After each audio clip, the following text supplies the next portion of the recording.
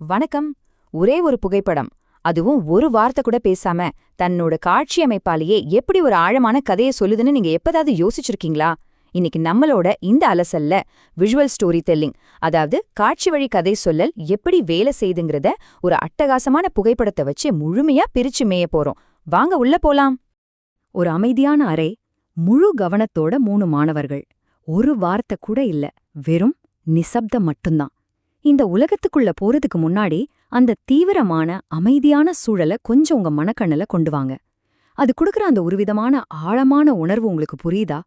சரி, இப்ப நேரடியா அந்த படத்தையே பாருங்களேன். இது ஏதோ சாதாரண படம் கிடையாதுங்க. கல்வியோட ஆழத்தையும் அர்ப்பணிப்பையும் காட்டுற ஒரு காலத்தால் அழியாத பதிவுனே சொல்லலாம். பார்க்கும்போதே நமக்கே ஒரு எமோஷனலான கனெக்ட் கிடைக்குதுல. அந்த குழந்தைங்களோட உலகத்துக்குள்ள நாமளே போன மாதிரி ஒரு அமைதி நமக்குள்ளேயும் பரவுது. கரெக்டா? இப்போ உங்களுக்கு ஒரு கேள்வி. இந்த பழமையான ஆனா ரொம்ப நேர்த்தியான சூழலை பார்க்கும்போது உங்க கண்ண முதல்ல ஈர்க்கிற விஷயம் எது? அந்த ஜன்னல் வெளிச்சமா, இல்ல அந்த குழந்தைங்களோட அமைதியான முகங்களா?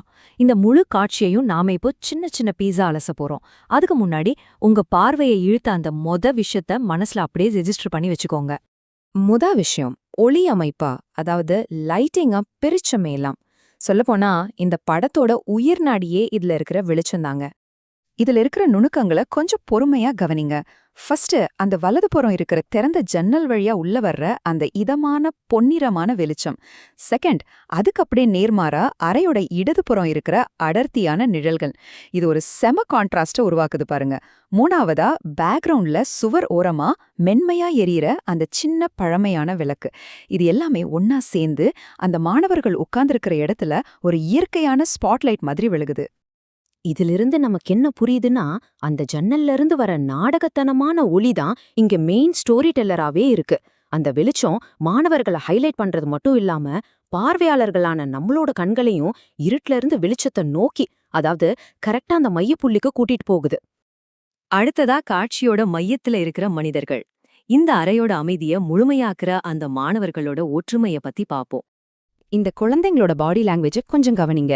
3 பேரும் சம்மணங்கால் போட்டு ஒரு முக்கோண வடிவத்துல ரொம்ப நெருக்கமா உட்கார்ந்திருக்காங்க. இது படத்துக்கு ஒரு ஸ்ட்ராங்கான ஸ்ட்ரக்சரை கொடுக்குது. பின்னாடி இருட்டா இருந்தாலும் அவங்க போட்டிருக்கிற ஒரே மாதிரியான வெள்ளை ட்ரெஸ் அவங்கள ஒன்னா இணைச்சு ஒரு குரூப்பா காட்டுது. எல்லாரோட பார்வையும் கீழ் நோக்கி இருக்கு. இது அவங்களோட ஆழ்ந்த கவனத்தை காட்டுது. அப்புறம் அவங்க கைகள் சும்மா இல்ல, பாயில இருக்கிற ஏதோ ஒரு விஷயத்துல ரொம்ப பிஸியா வேலை செஞ்சுக்கிட்டு இருக்கு. இங்க ரொம்பவும் சுவாரஸ்யமான விஷயம் என்ன தெரியுமா?